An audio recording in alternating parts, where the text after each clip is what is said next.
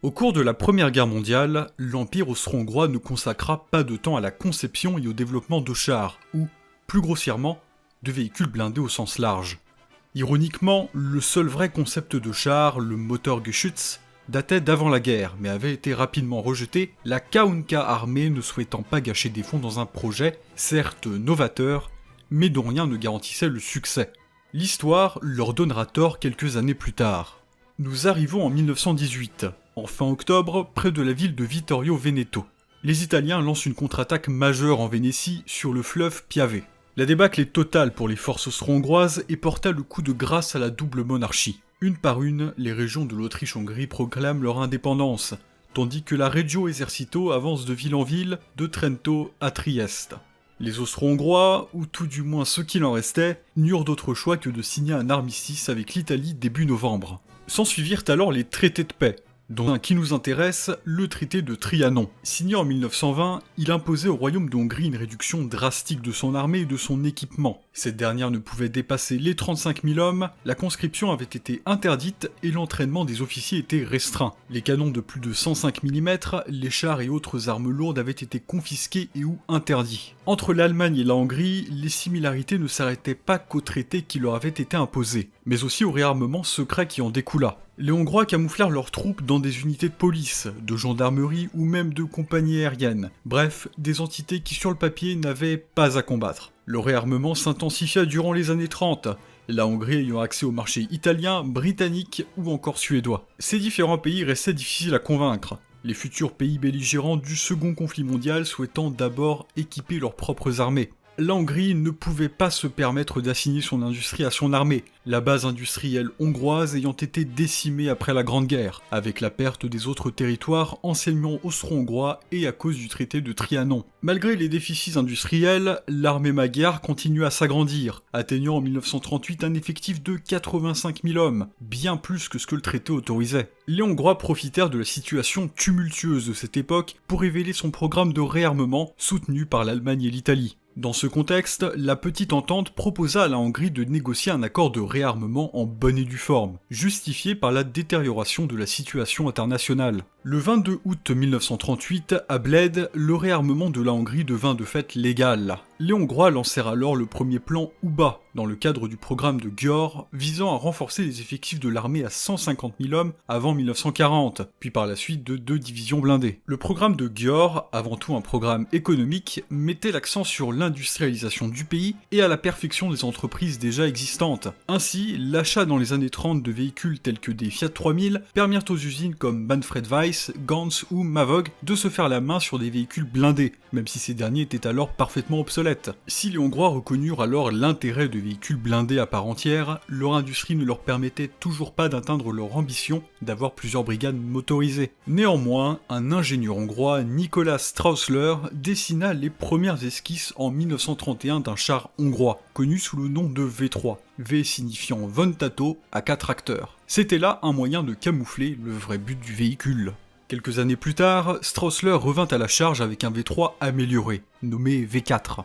Doté d'une suspension quelque peu originale et d'un canon de 40 mm, le V4 était malheureusement arrivé trop tard pour avoir un quelconque impact, puisque d'autres chars hongrois plus prometteurs étaient en cours de développement. La particularité du V4 restait sa facilité à devenir amphibie, puisque Straussler avait exigé le développement de pontons pour le véhicule. De façon assez anecdotique, Straussler quittera la Hongrie pour le Royaume-Uni avant la guerre et continuera ses travaux qui déboucheront sur le duplex drive. En 1937, la Hongrie annonça des essais entre le V4, le Panzer 1A et le L60 suédois. Le char allemand fut très rapidement mis de côté et le choix allait se faire entre le char hongrois et le char de Landsverk. Finalement, ce dernier sera choisi pour sa suspension à barre de torsion, son blindage incliné et globalement la plateforme entière, plus prompte à être modernisé que le char de Straussler. Attardons-nous un peu plus sur le L60. Landsverk, une entreprise suédoise créée principalement pour la production d'équipements civils, sera rachetée par une entreprise allemande et devint alors l'un des terrains d'essai du régime de Weimar pour le développement et l'expérimentation de véhicules blindés, alors interdits par le traité de Versailles. L'un des projets allemands les plus importants de l'époque fut le Landsverk 5, qui leur permit de se faire la main sur des blindés plus modernes. En 1931, Landsverk développa le Stridsvagn M31 et le FM31, deux véhicules que l'on peut aisément considérer comme parmi les plus avancés de leur époque. Beaucoup de pays tentant alors de moderniser leurs forces blindées, les Suédois jugèrent le marché de l'export comme le plus fructueux, menant au développement de nombreux véhicules tournés vers l'étranger, et notamment le L60, qui différera notamment du STRV M31 par les barres de torsion. Le L60 intéressera plusieurs pays, et même l'armée suédoise, qui décidera d'adopter en service une version améliorée du véhicule en 1937 sous le nom de STRV M38. Les premiers contacts entre les représentants de Landsverk et des Hongrois se tinrent le 25 octobre 1936 à Budapest. Les Suédois présentèrent notamment leurs chars L60 et L62 qui piquèrent l'intérêt hongrois. Dans les mois qui suivirent, l'entreprise Mavog négocia l'achat d'un véhicule et des plans de production qui furent importés en 1938. Le ministre de la Défense et le chef des armées hongrois furent impressionnés par le L60 et recommandèrent à des représentants de Mavog de visiter l'usine de Landsverk afin de mieux comprendre la production et les détails du véhicule.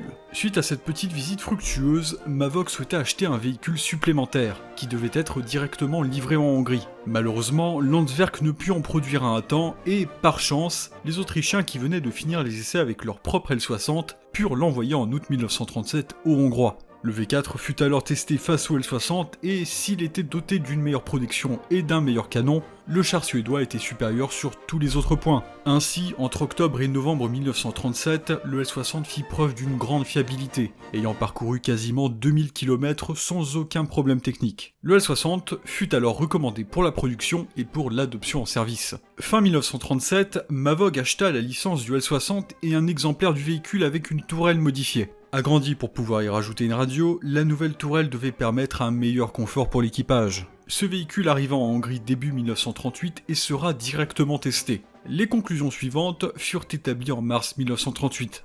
Le système de direction devait être changé, la transmission devait être modernisée, plus d'appareils d'observation doivent être ajoutés, la ventilation doit être améliorée et la suspension doit être modifiée afin d'adoucir la conduite.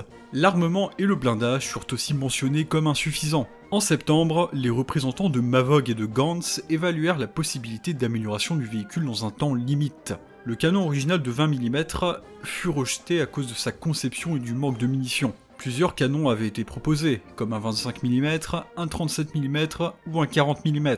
Le choix final hongrois se porta sur un canon suisse Solothurn de 20 mm produit sous licence avec quelques modifications, comme le retrait d'un obus de la bande, passant de 5 à 4. La mitrailleuse coaxiale était déjà toute trouvée. La 8 mm Gebauer, déjà utilisée sur les tankettes italiennes en Hongrie, était le choix logique pour le Toldi. Néanmoins, l'emplacement du chargeur et le développement d'une mitrailleuse à bande n'étant pas terminés, les Hongrois durent urgemment couper le toit du char et souder une profusion pour accommoder le chargeur de la 34/37M. Au final, les 80 premiers Toldi seront produits avec cette mitrailleuse. Le ministère de la Défense passa en février 1939 une commande de 40 de ces véhicules qui devaient recevoir le nom de 38M Toldi. Il fut rapidement décidé d'entamer la production de masse en Hongrie, mais des querelles entre les usines et l'armée concernant le prix retardèrent cette décision.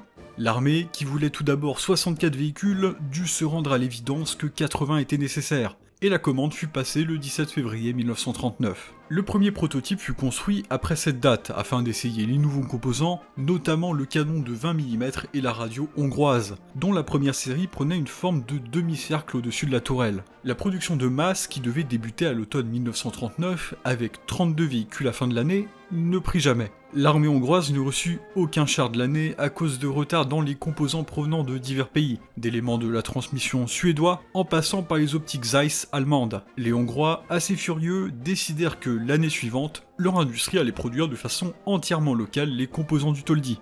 Les deux premiers Toldi furent produits en février 1940, la production atteignant les 20 chars en juin de la même année. En octobre 1940, les unités hongroises n'avaient que 72 Toldi à leur disposition, dans un climat politique se dégradant de jour en jour, notamment par rapport aux revendications territoriales hongroises en Roumanie et au second arbitrage de Vienne. L'armée roumaine, bien plus puissante, présentait une réelle menace face à l'armée hongroise. Cette dernière rencontrait alors plusieurs problèmes avec les Toldi. Les usines Zeiss ne fournissaient pas assez d'optique et les barres de torsion avaient une tendance à se briser. Ces problèmes ne seront au final corrigés qu'au cours de la production du véhicule, menant à des véhicules de début et de fin de série, toutefois assez différents. Afin de mieux différencier la première série de 80 véhicules qui avaient été produits de la suivante, le 38M Toldi avait été renommé 38M Toldi 1. Les chars Toldi 2 étaient entièrement construits en Hongrie, Mavok fournissant le moteur, Ganz la transmission et le caoutchouc étant produit par Rugion Magyar. L'autre changement principal était le remplacement de la radio R5 par la radio R5A,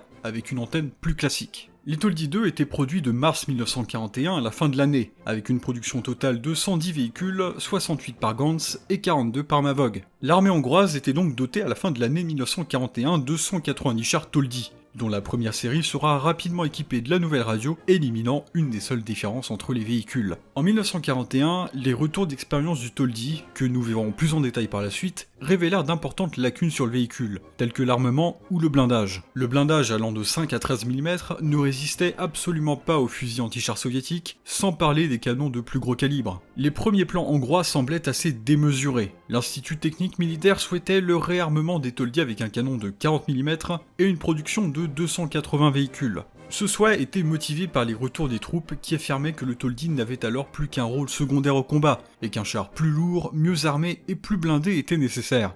Les Hongrois se trouvaient face à un choix complexe. Partant du postulat que le Toldi ne pouvait supporter qu'une charge de 700 kg supplémentaire, il fallait soit surblinder le véhicule au détriment de la puissance de feu, soit surarmer le véhicule au détriment du blindage. Et bien, finalement, ils se rendirent compte durant l'hiver 41 qu'il était possible de combiner les deux sans surcharger le véhicule. Ainsi, le char fut surblindé de 13 à 20-35 mm et surarmé avec un canon de 40 mm. Deux prototypes ont été produits, mais la production fut retardée à cause notamment du programme Touran. Le fusil anti-char de 20 mm avait été remplacé par un canon de 40 mm, un dérivé du canon 37M utilisé sur le V4, quoique un peu plus court. Une boîte de rangement blindée fut ajoutée à l'arrière du véhicule pour contrebalancer le poids du canon. Au 1er octobre 1943, l'armée hongroise était alors équipée de 96 Toldi au canon de 20 mm et 80 Toldi 2A, dont la conversion de masse avait débuté au début de l'année. Les Hongrois tentèrent aussi d'installer des jupes latérales de 5 mm pour protéger les Toldi des fusils anti-chars soviétiques. Sans grand succès, puisque la pénétration était toujours possible pour une masse accrue de 500 kg. Le processus de modernisation fut globalement très long, puisqu'il ne se termina qu'en 1944, les Hongrois s'étant rendus compte que même surblindé et surarmé, le Toldi n'avait pas le potentiel des nouveaux chars Touran. Les ingénieurs avaient tout de même essayé de moderniser le véhicule sous la désignation de 38M Toldi 3, dont 220 véhicules avaient été commandés, commande qui passera rapidement à 40 exemplaires. La variante devait être encore surblindée et la tourelle agrandie. Ganz convertit deux Toldi A en Toldi 3 au printemps 1942. Les deux prototypes furent testés entre juin 1942 et mars 1943. L'armée approuva la production de 12 exemplaires, mais l'usine Ganz rapporta à l'été 44 que les véhicules n'avaient toujours pas de moteur, et que ceux n'ayant pas été terminés ont été envoyés à la ferraille en 1954. La production ayant officiellement commencé en septembre 1943, personne ne sait combien ont été terminés, si terminés avant la fin de la guerre. Hormis ces variantes de production du véhicule, le Toldi connut aussi quelques modifications plus ou moins particulières. La plus incongrue est la version ambulance du Toldi, appelée le 43M Toldi. En 1942, le 30e régiment de chars utilisa 3 Toldi 2 en tant que véhicule de transport de médecins pour évacuer les tankistes blessés. L'Institut technique décida alors de modifier des Toldi 1 pour les adapter à ses besoins de transport, remplaçant des munitions par du matériel médical. Au final, 9 véhicules de CIP ont été produits. Une autre variante atypique du Toldi est la version chasseur de chars. Comme nous l'avons précédemment vu, le châssis Toldi avait quasiment atteint sa limite de poids, rendant impossible la conversion du Toldi en un char léger digne de ce nom. Entre 1942 et 1943, la Wehrmacht fournit 7 Marder 2 à la première compagnie indépendante de chasseurs de chars sur le front de l'Est, utilisée massivement avec succès durant les combats de février 1943. Lors de leur retour en Allemagne, un de ces véhicules sera conservé par l'Institut technique militaire pour y être essayé et analysé. L'usine de Ganz, qui disposait de Toldi en cours de réparation, décida d'en adapter un dans une configuration similaire au Marder 2. La tourelle a été retirée et une casemate ouverte y a été installée, armée du canon PAC 40, aussi appelé 40M 7,5 cm, provenant directement du Marder 2 retenu en Hongrie. Sur le compartiment moteur, les Hongrois installèrent une boîte de stockage contenant quelques munitions, mais servant aussi à rééquilibrer le centre de gravité du véhicule. Cette boîte proéminente présentait évidemment un point faible, mais était nécessaire compte tenu de la taille restreinte du châssis utilisé. En raison de la fragilité du châssis et du manque d'intérêt des Allemands à fournir des PaK 40 aux Hongrois, la production de masse du véhicule ne fut jamais approuvée. Finalement, les Hongrois obtinrent la licence du PaK 40, mais le Toldi chasseur de chars fut tout de même démantelé.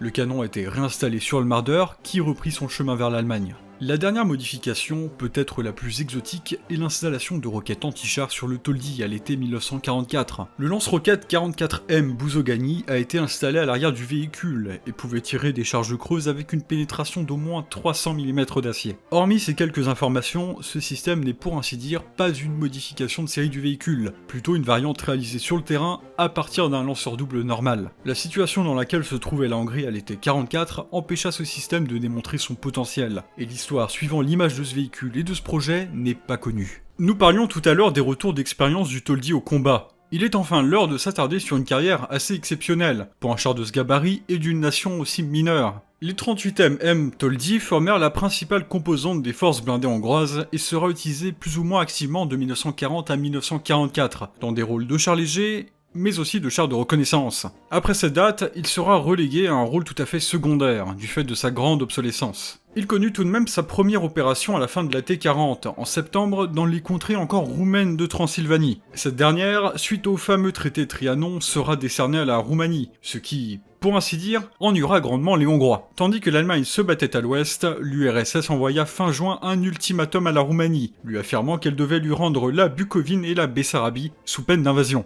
Dans un tel contexte fragilisant grandement la Roumanie, les Hongrois sautèrent sur l'occasion pour mobiliser leurs troupes, dont une quarantaine de Toldi, à la frontière. Ces derniers, produits au compte-gouttes, manquaient parfois de composants comme de radios ou d'épiscopes. Finalement, la Roumanie céda aux demandes soviétiques, alors aussi arbitrées par l'Allemagne et l'Italie. Ainsi, une grande majorité de l'armée, environ 600 000 Hongrois, occupèrent leur nouveau territoire. Suite à cette occupation sans heurte pour les Toldi, le pays guidé par Miklos Horthy se tourna vers le sud-ouest, autrement dit, la Yougoslavie. Début avril 1941, l'armée allemande envahit cette dernière et sera suivie de la Honved moins d'une semaine plus tard. Prétextant agir en faveur des minorités hongroises, les Magyars envoyèrent la 3e armée et le corps mobile à l'assaut. En partie à cause de la lenteur de la mobilisation, les brigades hongroises manquèrent cruellement de blindés à l'aube du conflit.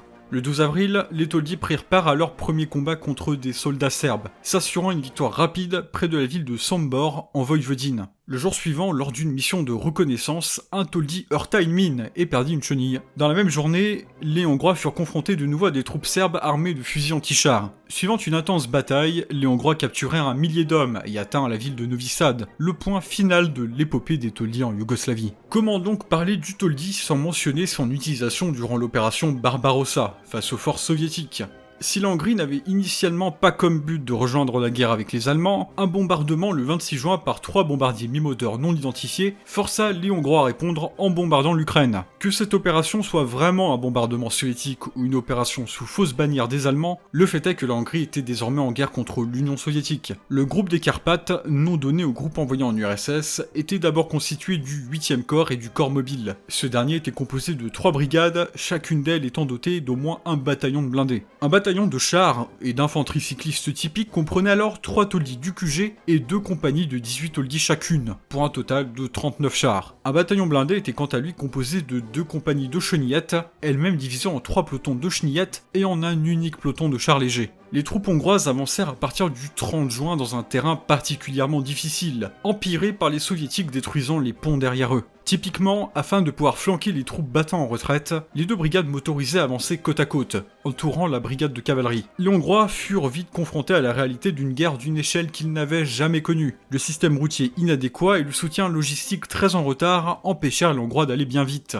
Le 13 juillet, les Hongrois, soutenant les forces allemandes, se trouvèrent au milieu d'un féroce combat sur une route entre Antonovka et Filianovka. Un canon anti-char soviétique ouvrit le feu à quelques centaines de mètres sur le Toldi, tuant instantanément 2 membres de son équipage. Dans un élan de courage, un second Toldi vint se mettre en face du Toldi endommagé. Il sera, lui, détruit dès le premier coup. Les pertes étaient lourdes pour les Hongrois. Pas moins de 6 Toldi avaient été détruits. Suite à ce revers initial, la première brigade motorisée réussit à détruire 21 chars soviétiques du 19 au 22 juillet, pour une perte d'une dizaine de Toldi, dont plus de la moitié étaient réparables. La deuxième brigade connut quant à elle des résultats moins probants. Elle se trouvera sous le feu des forces soviétiques pendant plusieurs jours. Son flanc était couvert par des troupes roumaines, mais ces derniers avaient battu en retraite, forçant les Hongrois à déployer leurs chars de manière incongrue. La première brigade vint à la rescousse de la deuxième et flanqua l'ennemi au prix de nombreuses pertes, l'assaut hongrois étant désorganisé. Du côté du bataillon de cavalerie, les nouvelles étaient désolantes.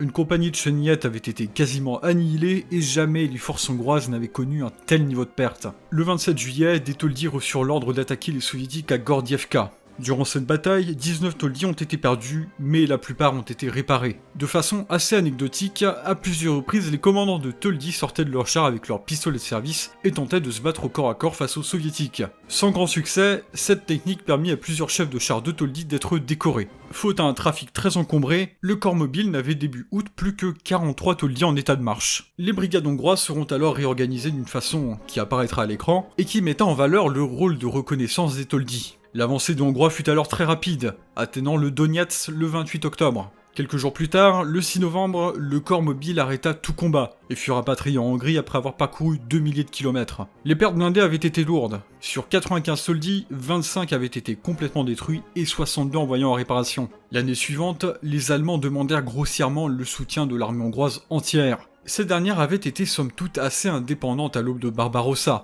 mais il n'en était plus ainsi. Les Hongrois, peu enjoués par la demande des Allemands, n'eurent d'autre choix que d'accepter et formèrent la deuxième armée hongroise, forte de 250 000 hommes et d'une division blindée. Cette dernière disposait de 185 véhicules blindés, dont l'énorme majorité des blindés étaient de conception tchèque et allemande. Ainsi, le Tolda joua par la suite un rôle assez insignifiant. Pour tout vous dire, il y avait quasiment autant de 40e Nimrod que de 38e Toldi dans la première division blindée. La deuxième armée hongroise atteint les contrées soviétiques début juillet, avec pour tâche de soutenir le flanc gauche de l'avancée allemande vers Stalingrad. Les forces hongroises atteindrent le Don, mais des têtes de pont soviétiques menaçaient leur avancée. Appelant en renfort la première division blindée, les combats feront rage entre le 18 et le 20 juillet, les soviétiques forçant les Hongrois à battre en retraite. Quelques semaines plus tard, après avoir planifié une contre-attaque, les Hongrois lancèrent un assaut blindé sur les soviétiques. Les pertes furent lourdes. D'une centaine de chars à l'origine, il n'en restait plus que la moitié. Suite à cette débâcle, la première division blindée sera directement assignée à un groupe allemand, dont une partie de la division était désormais constituée d'équipages allemands. Silence radio jusqu'en janvier 1943, quand les soviétiques prirent d'assaut les positions hongroises.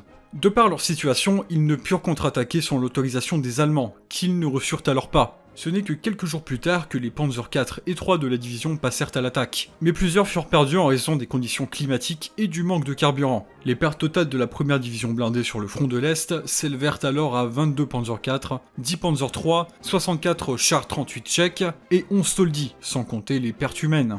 Suite à la débâcle de l'axe à Stalingrad, la Hongrie s'inquiéta de son sort au sein de l'Alliance et tenta de négocier avec les Alliés. Craignant la perte de la Hongrie, les Allemands occupèrent le pays et remplacèrent des membres du gouvernement en mars 1944. Préoccupés par l'avancée rapide des troupes soviétiques, les Hongrois, qui avaient prévu la défense du territoire grâce au relief naturel des Carpates, dépêchèrent la première armée hongroise et sa deuxième division blindée. Cette dernière était la plus puissante des divisions hongroises et n'était équipée que de véhicules hongrois. 175 Touran, 84 Toldi et autres 42 Nimrod étaient tous en service dans cette division. Les unités furent transportées à l'est à partir d'avril 1944, leur objectif étant la prise de villages proches de la frontière ukrainienne. Arrivant à leur position le 17 avril, les Hongrois furent surpris de constater que des T-34 soviétiques étaient déjà arrivés, perturbant les plans du royaume sans roi. D'avril à mai, la deuxième division blindée perdit 24 chars, dont une majorité de Touran, ainsi que 6 véhicules tombés en panne et irréparables. Le Toldi n'apparaît pas dans les rapports de bataille, le véhicule ayant alors été totalement assigné au rôle de reconnaissance et d'escorte de convoi de ravitaillement. Suite aux assauts répétés des soviétiques durant l'été 44, les Hongrois ne purent leur tenir tête et durent battre en retraite.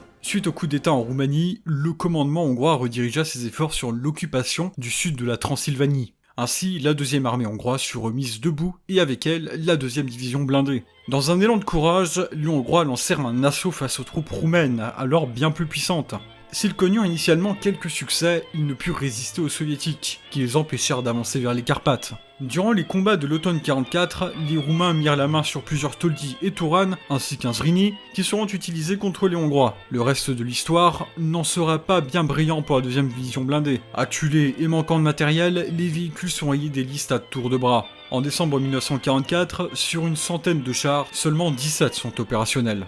Elle prit tout de même part à la première opération Conrad du 7 au 12 janvier 1945 dans le but de protéger Budapest. Quand la ville a été encerclée, une grande partie de l'armée hongroise y a été prise au piège, dont l'effectif ne dépassait guère les 50 000 hommes. Ainsi, les derniers combats de ce nom du Toldi eurent lieu en décembre 1944. Une petite unité indépendante, équipée de quelques taudis et de quelques Nimrod, furent embusqués par de l'infanterie soviétique armée de fusils anti-chars. Un Toldi a été directement immobilisé et les Nimrod reçurent l'ordre de détruire le Toldi afin d'éviter toute capture.